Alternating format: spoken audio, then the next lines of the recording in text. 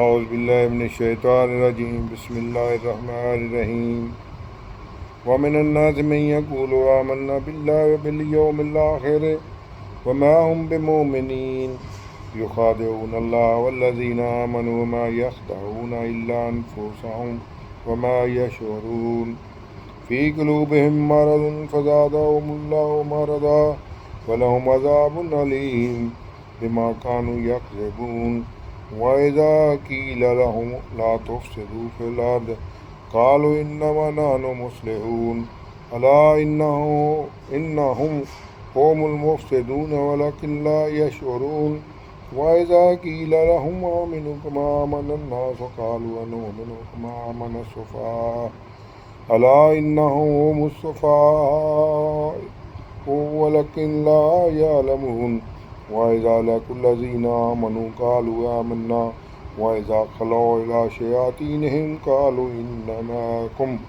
إِنَّمَا نَحْنُ مُسْتَهْزِئُونَ اللَّهُ يَسْتَهْزِئُ بِهِمْ وَيُمِدُّهُمْ فِي طُغْيَانِهِمْ يَعْمَهُونَ أُولَٰئِكَ الَّذِينَ اشْتَرَوُا الضَّلَالَةَ بِالْهُدَىٰ فَمَا رَبِحَتْ تِجَارَتُهُمْ وَمَا كَانُوا مُهْتَدِينَ مَثَلُهُمْ كَمَثَلِ الَّذِي اسْتَوْقَدَ نَارًا فَلَمَّا أَضَاءَتْ مَا حَوْلَهُ ذَهَبَ اللَّهُ بِنُورِهِمْ وَتَرَكَهُمْ فِي ظُلُمَاتٍ لَّا يُبْصِرُونَ صُمٌّ بُكْمٌ عُمْيٌ فَهُمْ لَا يَرْجِعُونَ أَوْ كَصَيِّبٍ مِّنَ السَّمَاءِ فِيهِ ظُلُمَاتٌ وَرَعْدٌ وَبَرْقٌ يَجْعَلُونَ أَصَابِعَهُمْ فِي آذَانِهِم مِّنَ الصَّوَاعِقِ حَذَرَ الْمَوْتِ وَاللَّهُ مُحِيطٌ بِالْكَافِرِينَ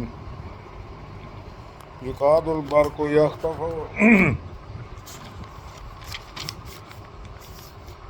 أبصارهم كلما أضاء لهم مشوا فيه وإذا أظلم عليهم قاموا ولو شاء الله لذهب بسمعهم وأبصارهم إن الله على كل شيء قدير صدق اللہ العظیم۔ اب اس کا ترجمہ یہ ہے، اور بعض لوگ ایسے ہیں جو کہتے ہیں کہ ہم اللہ پر اور روز آخرت پر ایمان رکھتے ہیں، اللہ کو وہ ایمان نہیں رکھتے، یہ اپنے پندار میں اللہ کو اور مومنوں کو چکمہ دیتے ہیں، مگر حقیقت میں اپنے سوا کسی کو چکمہ نہیں دیتے اور اس سے بے خبر ہیں۔ ان کے دلوں میں کفر کا مرض ہے، اللہ نے ان کا مرض اور زیادہ کر دیا ہے، اور ان کے جھوٹ بولنے کے سبب ان کو دکھ دینے والا عذاب ہوگا۔ اور جب ان سے کہا جاتا ہے کہ زمین میں فساد نہ ڈالو تو کہتے ہیں ہم تو اصلاح کرنے والے ہیں، دیکھو یہ بلا شبہ مفسد ہیں لیکن خبر نہیں رکھتے۔ اور جب ان سے کہا جاتا ہے کہ جس طرح اور لوگ ایمان لے آئے ہیں تم بھی ایمان لے آؤ تو کہتے ہیں بلا جس طرح بیوقوف ایمان لے آئے ہیں اسی طرح ہم بھی ایمان لے آئیں، سن لو کہ یہی بیوقوف ہیں لیکن نہیں جانتے۔ اور یہ لوگ جب مومنوں سے ملتے ہیں تو کہتے ہیں ہم ایمان لے آئے ہیں، اور جب اپنے شیطانوں میں جاتے ہیں تو ان سے کہتے ہیں کہ ہم تمہارے ساتھ ہیں، اور حضرت محمد صلی اللہ علیہ وسلم کے پیروکاروں سے تو ہم انسی کیا کرتے ہیں۔ ان منافقوں سے اللہ استہزاء کرتا ہے اور انہیں مہلت دیے جاتا ہے کہ شرارت و سرکشی میں پڑے بیک رہے ہیں۔ یہ لوگ وہ لوگ ہیں جنہوں نے ہدایت کو چھوڑ کر گمراہی خریدی، تو نہ تو ان کی تجارت ہی نے کچھ نفع دیا اور نہ وہ ہدایت یافتہ ہی ہوئے۔ ان کی مثال اس شخص کی سی ہے کہ جس نے شب تاریک میں آگ جلائی، جب آگ نے اس کے ارد گرد چیزیں روشن کیں تو اللہ نے ان کی روشنی زائل کر دی اور ان کو اندھیریوں میں چھوڑ دیا کہ کچھ نہیں دیکھتے۔ یہ بہرے ہیں، گونگے ہیں، اندھے ہیں کہ کسی طرح سیدھے راستے کی طرف لوٹ ہی نہیں سکتے۔ یا ان کی مثال می کی سی ہے کہ آسمان سے برس رہا ہو اور اس میں اندھیرے پر اندھیرا چھا رہا ہو اور بادل گرج رہا ہو اور بجلی کوند رہی ہو، تو یہ کڑک سے ڈر کر موت کے خوف سے کانوں میں انگلیاں دے لیں، اور اللہ کافروں کو ہر طرف سے گھیرے ہوئے ہے۔ قریب ہے کہ بجلی کی چمک ان کی آنکھوں کی بصارت کو اچک لے جائے۔ جب بجلی چمکتی ہے اور ان پر روشنی ڈالتی ہے تو اس میں چل پڑتے ہیں، اور جب اندھیرا ہو جاتا ہے تو کھڑے کے کھڑے رہ جاتے ہیں۔ اور اگر اللہ چاہتا تو ان کے کانوں کی سنوائی اور آنکھوں کی بینائی دونوں کو زائل کر دیتا۔ بے شک اللہ ہر چیز پر قادر ہے۔ اب ہم یہ 8 سے 20 کی آیات کی کچھ تفسیر اس طرح بیان کرتے ہیں۔ ان آیات میں تیسرے گروہ کا تذکرہ ہے جو علماء یہود اور منافقین پر مشتمل ہے۔ یہودی علماء کہتے تھے کہ ہم اللہ اور یوم آخرت کو مانتے ہیں، اس لیے یہاں رسالت کا ذکر نہیں ہے۔ وضاحت کے طور پر وہ یہ کہتے تھے کہ وہ تمام انبیاء علیہ السلام کو مانتے ہیں ماسوائے حضرت محمد صلی اللہ علیہ وآلہ وسلم اور حضرت عیسیٰ علیہ السلام کے، اس لیے ہم بھی مسلمان ہیں۔ اس آیت کا روح سخن بھی انہی علماء یہود کی طرف ہے۔ جہاں تک منافقین کا تعلق ہے، وہ بھی یہود علماء کے زیر اثر پروان چڑھے، اور ان میں نفاق کا بیج بھی علماء یہود نے ہی بویا اور آبیاری کی۔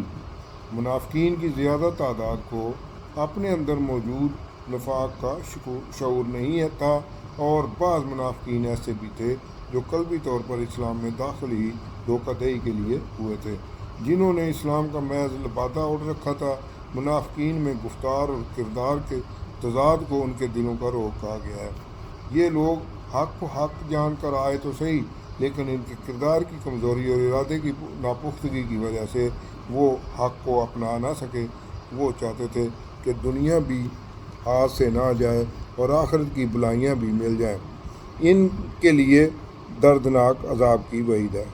منافقین کو جب حکم دیا جاتا کہ مال دو اور جنگ کے لیے نکلو تو وہ لہت و لال سے کام لیتے اور الٹا کہتے کہ لڑائی جھگڑا کوئی اچھی بات نہیں ہے۔ اللہ کے دین کو پھیلانے کے لیے خواہ مخواہ لڑنا اور تکالیف برداشت کرنا عقل کی بات نہیں ہے، یعنی یہ منافقین کہتے تھے۔ صلح صفائی سے رہنے میں ہی بہتری ہے۔ اللہ تعالیٰ نے حضور صلی اللہ علیہ وسلم کی اس حکم عدولی کو فتنہ و فساد سے تعبیر کیا ہے، کیونکہ حضور صلی اللہ علیہ وسلم کی دعوت عمل ہی روئے زمین پر اصلاح اور عدل و انصاف پر مبنی معاشرہ قائم کرنے کے لیے تھی۔ جب برائی حد سے بڑھ جائے تو اس کی بیخ کنی کرنے کے لیے جنگ ضروری ہوتی ہے، لیکن منافقین کو اس کا یا تو شعور نہیں تھا یا وہ حضور صلی اللہ علیہ وسلم کی دعوت کو تسلیم ہی نہیں کرنا چاہتے تھے۔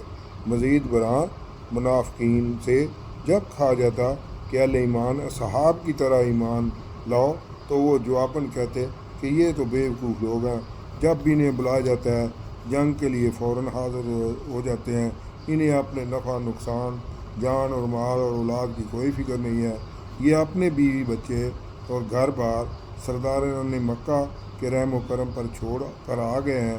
حالانکہ انسان کو اپنے اور اپنے اہل و عیال کے مفادات کو بھی مد نظر رکھنا چاہیے۔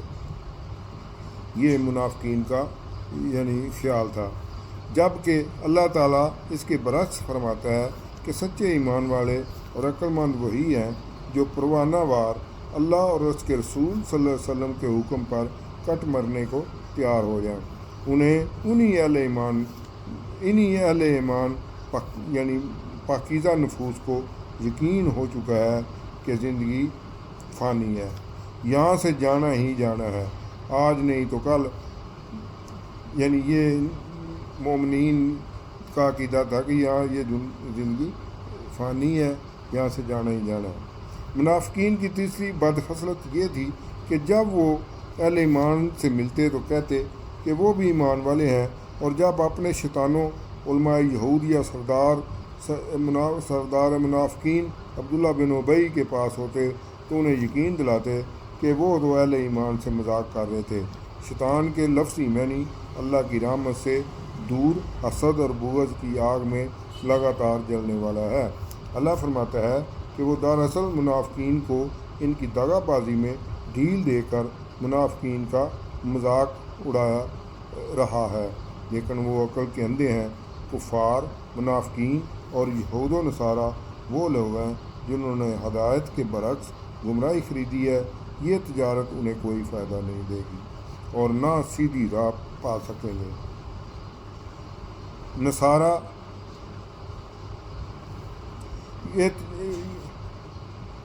منافقین کی کمائی کے بارے میں 2 مثالیں دے کر وضاحت کی گئی ہے۔ نمبر 1 یہ ہے، ان کی مثال، منافقین کی مثال اندھیری شب میں ایک بھٹکے ہوئے قافلے کی ہے جس نے لکودک صحرا میں راہ یابی اور سردی سے بچاؤ کے لیے مشکل سے لکڑیاں اکٹھی کی ہوں اور انتہائی تگ و دو کے بعد آگ روشن کر سکا ہو، اور عین اسی وقت اللہ قافلے میں موجود ہر شخص کی آنکھوں کا نور چھین لے۔ مقصود یہ ہے کہ ایسے لوگ اسلام کا نور چمکنے کے باوجود اس سے رہنمائی حاصل نہ کر سکے۔ یہ بہرے، گونگے اور اندھے لوگ ہیں جنہیں کبھی ہدایت نصیب نہیں ہوگی، کیونکہ کان، زبان اور آنکھ ہی اصول علم کا ذریعہ ہے۔